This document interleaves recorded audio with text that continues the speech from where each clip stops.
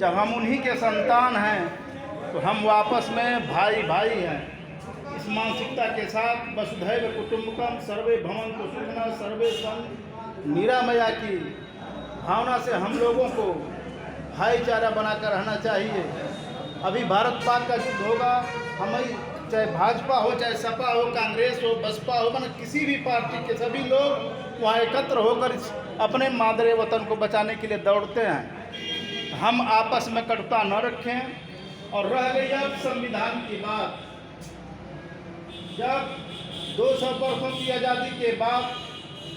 जब महात्मा गांधी ने बम्बई वाले ग्वालियर टैंक के ऐतिहासिक मैदान से जब अंतिम नारा दिया था, डू और डाई, करो या मरो का, उस नारे से प्रभावित होकर जब सतारा, तमलुक और बलिया पूरे हिंदुस्तान में आज़ाद होने का गौरव हासिल कर रहे थे और अपने इतिहास को भारत के स्वर्ण अक्षरों में लिखवाने का काम कर रहे थे, तो हमारे जिले मऊ की धरती ने भी किसी से पीछे नहीं रही थी। इस मधुबन के धरती ने भी पीठ में गोली न खाकर सीने में गोली खाने का काम किया था और अपने मादरे वतन को आज़ाद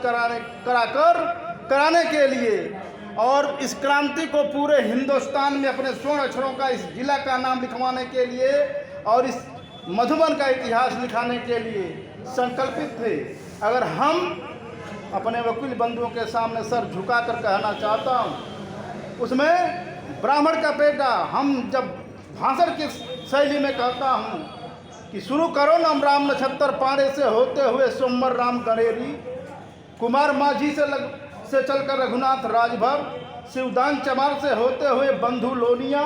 और भागवत सिंह से होते हुए बनवारी यादव की धरती रही है, जिन्होंने 1942 के भारत छोड़ो आंदोलन में पीठ में गोली न खाकर सीने में गोली खाने का काम किया था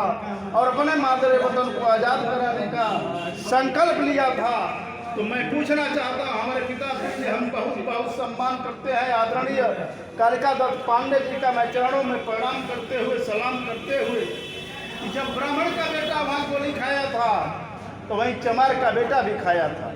वहीं बंधु लोनिया चौहान का बेटा खाया था, राजपूत का बेटा भी गोली खाए थे, यादव के बेटे खाए थे। हम कहना चाहते हैं कि जब साझी शहादत हुई तो साझी विरासत भी होनी चाहिए। आज भारत का संविधान बना, भारत के संविधान में 2 वर्ष 11 महीने 18 दिन अपने अथक परिश्रम से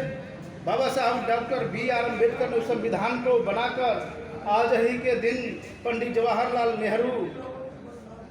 और डॉक्टर राजेंद्र प्रसाद को जब सुपुर्द किए, तभी से हम 26 जनवरी को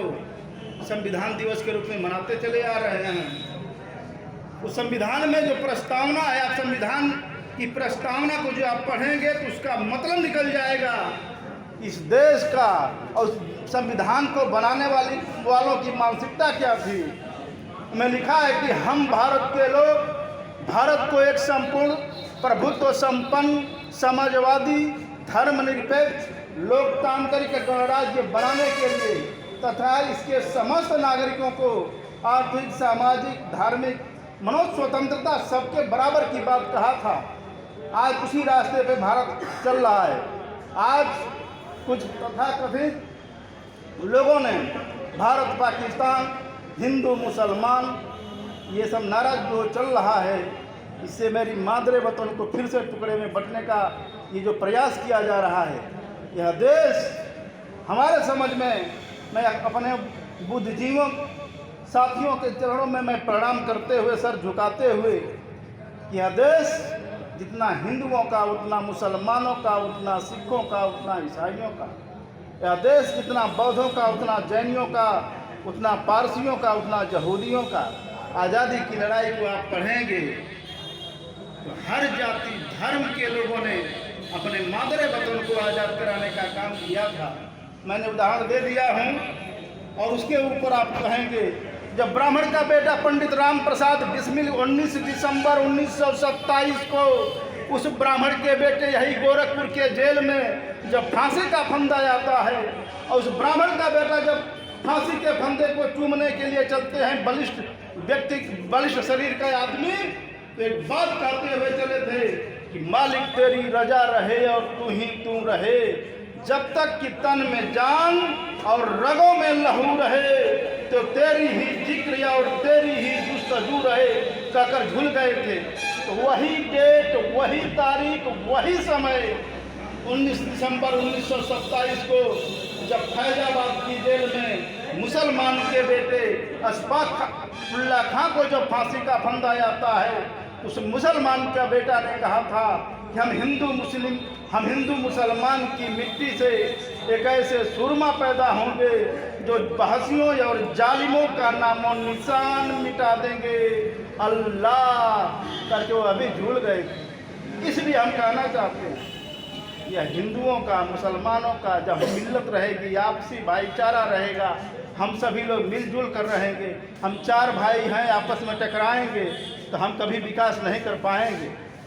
सभी लोग को एक साथ मिलकर रहना होगा। संविधान,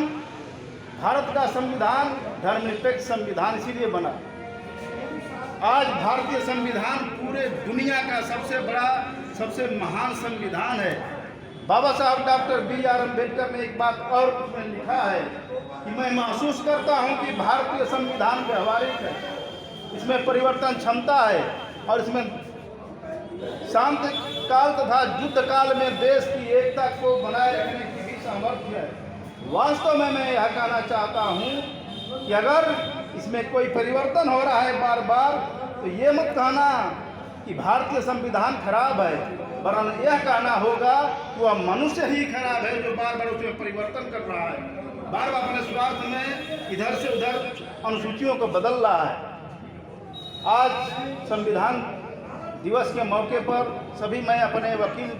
वकील बंधुओं के चरणों में मैं प्रणाम करते हुए, सलाम